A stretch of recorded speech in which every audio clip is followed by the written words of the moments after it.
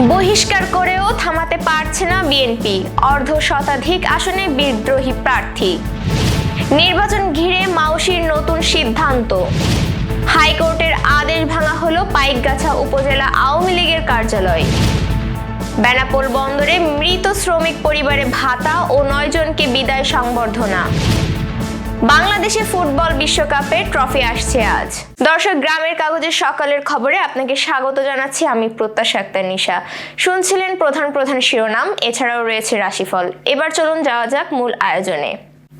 দলীয় প্রার্থীদের বিরুদ্ধে নির্বাচনের মাঠে থাকা বিদ্রোহীদের বহিষ্কার করেও থামাতে পারছে না বিএনপি।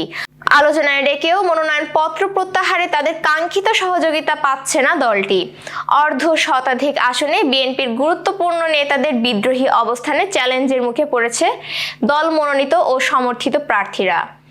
জোটের সমীকরণে বিবেচনায় মনোনয়ন দিয়েও পরে বিএনপির কয়েক নেতাকে ছেড়ে দিতে হয়েছে আসন। এছাড়া কোন এলাকায় আগে থেকেই জোট সঙ্গীদের সাথে দ্বন্দ্ব স্থানীয় বিএনপি নেতাকর্মীদের। চূড়ান্ত মনোনয়নের পর সেই দ্বন্দ্ব আরো বেড়েছে। বিএনপি জোট সঙ্গীদের প্রার্থী করলেও তা মেনে স্বতন্ত্র প্রার্থী হয়েছেন মনোনয়ন বঞ্চিতরা। এদের মধ্যে 9 জনকে খালেদা জিয়ার মৃত্যুর দিনে দল থেকে বহিষ্কার করে কঠোর বার্তা দেয় বিএনপি। সমঝোতার জন্য আলোচনায়ও ডাকে, তবে ব্রাহ্মণবাড়িয়া 6 আসনের প্রার্থী আব্দুল খালেক ছাড়া এতে কেউ সাড়া দেয়নি। শুধু জোট প্রার্থী নয়, ধানের শীষের প্রার্থীদের বিরুদ্ধেও নির্বাচন করছেন বিএনপি বিদ্রোহী নেতারা। এতে তৃণমূলের নেতারা বিভক্ত হয়ে পড়েছে, ঘটছে সংঘর্ষ। বিএনপি বলছে দলীয় প্রার্থীর বিপক্ষে বিদ্রোহীরা মনোনয়ন প্রত্যাহার করলে ভবিষ্যতে তাদের নানাভাবে মূল্যায়ন করা হবে। ত্রয়োদশ জাতীয় সংসদ নির্বাচন ও গণভোট 2026 উপলক্ষে শিক্ষা প্রতিষ্ঠানকে কোনো ধরনের সভা সমাবেশ বা নির্বাচনী প্রচারণার কাজে ব্যবহার না করার নির্দেশ দিয়েছে মাধ্যমিক ও উচ্চ শিক্ষা অধিদপ্তর। এ বিষয়ে দেশের সব শিক্ষা প্রতিষ্ঠান সংশ্লিষ্টদের কঠোরভাবে নির্দেশনা মেনে চলার অনুরোধ জানানো হয়েছে। আজ মাধ্যমিক ও উচ্চ শিক্ষা অধিদপ্তরের সাধারণ প্রশাসন শাখা থেকে এ সংক্রান্ত একটি অফিস আদেশ জারি করা হয়। অফিস আদেশে উল্লেখ করা হয়, নির্বাচন পূর্ব সময়ে নির্বাচনী আচরণবিধি কঠোরভাবে প্রতিপালনের নির্দেশনা রয়েছে। তবে লক্ষ্য করা যাচ্ছে কোনো প্রার্থী বা তাদের পক্ষে অন্য ব্যক্তিরা সেমিনার, সংবর্ধনা কিংবা যুব সমাবেশের নামে ভোটারদের জমায়েত করে প্রচারণার চেষ্টা করছেন। এসব ক্ষেত্রে ভেন্যু হিসেবে বিভিন্ন শিক্ষা প্রতিষ্ঠানের মাঠ বা হলরুম ব্যবহারের প্রবণতা দেখা দিচ্ছে। খুলনার পাইকগাছায় অবশেষে ভেঙে ফেলা হয়েছে উপজেলা আওয়ামী লীগের দলীয় কার্যালয়। মঙ্গলবার জেলা ম্যাজিস্ট্রেট ইমরান হাসানের নেতৃত্বে খুলনা জেলা পরিষদের জায়গায় নির্মিত অবৈধ এই দ্বিতল ভবনটি বুলডোজার দিয়ে সম্পূর্ণ উচ্ছেদ করা হয়। আমাদের প্রতিনিধি আরাউদ্দিন সোহাগ জানিয়েছেন, উচ্ছেদ অভিযানে উপস্থিত ছিলেন উপজেলা নির্বাহী কর্মকর্তা ওয়াসিউজ্জামান চৌধুরী, সহকারী কমিশনার ভূমি ফজলে রাব্বি ও ওসি তদন্ত ইদ্রিসুর রহমান।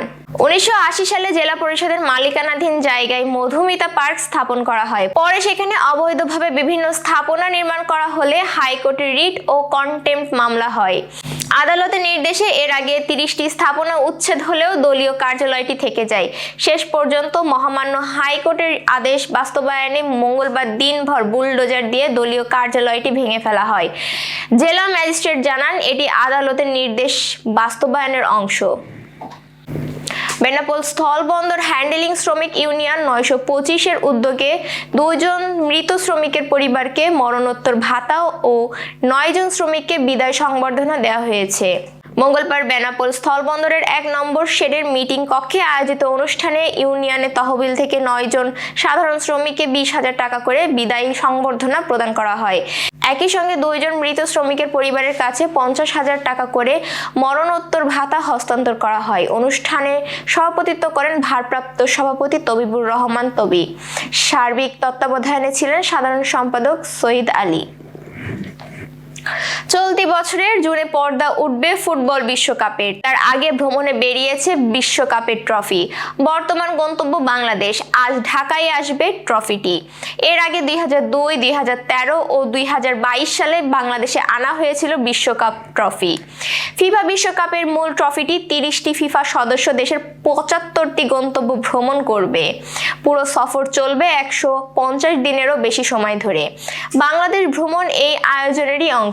আজ দুপুর থেকে রাজধানীর হোটেল রেডিসন বুলতে রাখা হবে বিশ্বকাপের মূল ট্রফিটি। তবে এই ঐতিহাসিক ট্রফি সবাই সরাসরি দেখার সুযোগ পাচ্ছেন না। কেবল কোকা কোলার আন্ডার দ্য ক্যাপ প্রমোশনাল ক্যাম্পেইনে অংশ নেওয়া নির্বাচিত কিছু ব্যক্তি ট্রফিটি দেখার এবং একসঙ্গে ছবি তোলার সুযোগ পাবেন। যুক্তরাষ্ট্র, মেক্সিকো ও কানাডায় আগামী জুন থেকে শুরু হবে বিশ্বকাপের 23তম আসর। ইতিমধ্যে 2026 সালের ফুটবল বিশ্বকাপ জায়গা করে নিয়েছে ইতিহাসের পাতায়। দর্শক, এবার চলুন জেনে নিই কেমন যাবে আপনার আজকের দিন অর্থাৎ 14 জানুয়ারি সম্ভাব্য রাশিফল। মেষ রাশির কর্মক্ষেত্রে নতুন দায়িত্ব আসতে পারে। সিদ্ধান্ত নেওয়ার আগে ভালোভাবে ভাবুন। পরিবারের কারোর সহযোগিতা পাবেন। বৃষ রাশির অর্থনৈতিক দিক থেকে দিনটি শুভ। পুরনো কোনো পাওনা আদায় হতে পারে। স্বাস্থ্য নিয়ে সামান্য চিন্তা বাড়তে পারে। মিথুন রাশির কথাবার্তায় সংযম রাখুন। কাছের কারোর সঙ্গে ভুল বোঝাবুঝি হতে পারে। বিকেলের দিকে সুসংবাদ মিলতে পারে। কর্কট রাশি, আজ নিজের কাজে মনোযোগী থাকুন। নতুন কোনো পরিকল্পনা সফল হতে পারে। দাম্পত্য জীবনে শান্তি থাকবে। সিংহ রাশির প্রভাবশালীর কারক সঙ্গে পরিচয় হতে পারে। কর্মক্ষেত্রে সুনাম বাড়বে। অহংকার এড়িয়ে চলুন।